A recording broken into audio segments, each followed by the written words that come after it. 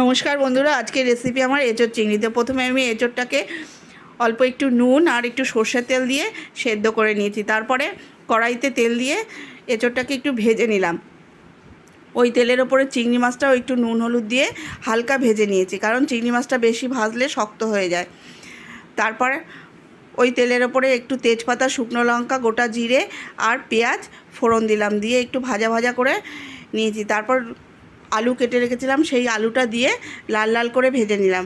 ভেজে নিয়ে একটু টমেটো, আদা বাটা, জিরে বাটা, একটু ধনিয়া গুঁড়ো, পরিমাণ মতো নুন, হলুদ আর দুটো শুকনো লঙ্কা বাটা দিয়ে ভালো করে মশলাটা কষিয়ে নিলাম। কষিয়ে নিয়ে তারপরে সামান্য একটু গরম জল দিয়ে আবার মশলাটাকে একটু কষিয়ে নিলাম।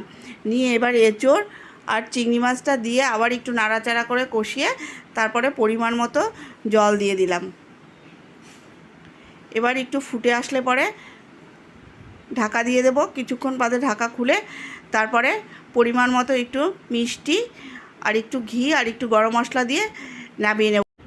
রেডি আমার এঁচোড় চিংড়ি। তোমরা এইভাবে করে দেখো। ভালো লাগলে লাইক, কমেন্ট, শেয়ার করে আমার পাশে দেখো। দেখা হবে নেক্সট ভিডিওতে।